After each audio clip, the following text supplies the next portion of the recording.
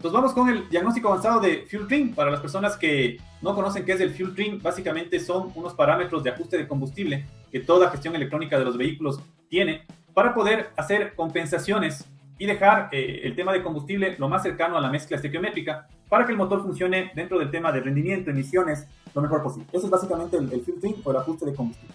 Ahora, dentro del Fuel Trim, nosotros nos encontramos con dos variantes. El uno es el ajuste de combustible a corto plazo y el otro es el ajuste de combustible a largo plazo. ¿Ok? Entonces vamos a ir viendo cada uno de nuestros parámetros.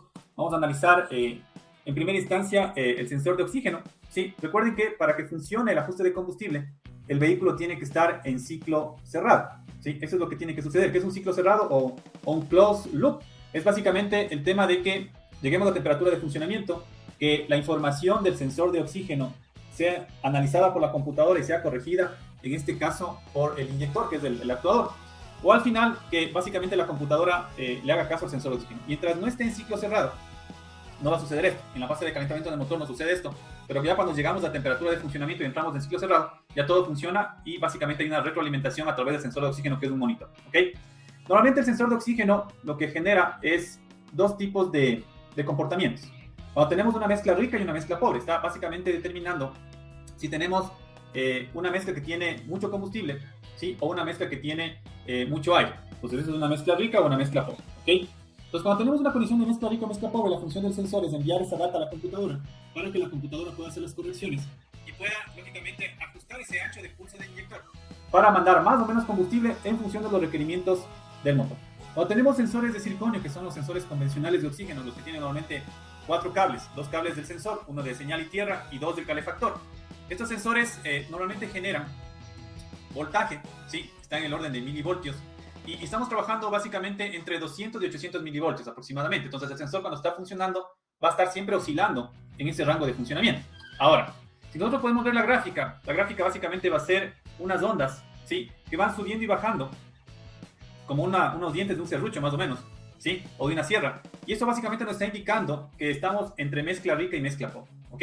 Pues cuando estamos en el rango de 450 milivoltios estamos de mezcla estequiométrica, pero normalmente el sensor nunca trabaja así. Siempre está oscilando porque el motor todo el tiempo está haciendo correcciones para poder mejorar el tema de emisiones, lógicamente, y el tema de ajuste de combustible. Y aquí es donde entra este dato de ajuste de combustible, porque el ajuste de combustible es un dato que nosotros le podemos sacar con el equipo de diagnóstico, con el escáner.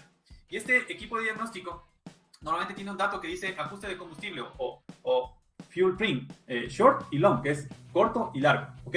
Si es que no podemos acceder a estos datos a través del escáner por el modelo o marca del vehículo, que puede suceder, hay una opción de ingresar al ajuste de combustible por el tema de OBD2 genérico. Entonces, si tenemos la opción de OBD2 genérico, va a estar ahí el ajuste de combustible. O sea, no hay por dónde perderse, pero algunos equipos, a veces cuando entramos por modelo de vehículo y marca, a veces no lo tienen. Entonces, si entramos por OBD2 genérico, vamos a encontrar estos datos para poder hacer el análisis o la data en el auto, ¿sí?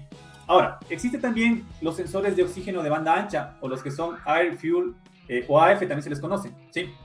Los sensores de banda ancha trabajan un poco distinto, no manejan valores de voltaje, como vimos anteriormente, sino manejan valores de corriente, ¿ok? ¿Por qué les digo esto? Porque el caso que vamos a analizar el día de hoy, o los casos que vamos a analizar, están relacionados con la variante o la variación de un sensor de banda ancha que está en la parte delantera en el auto.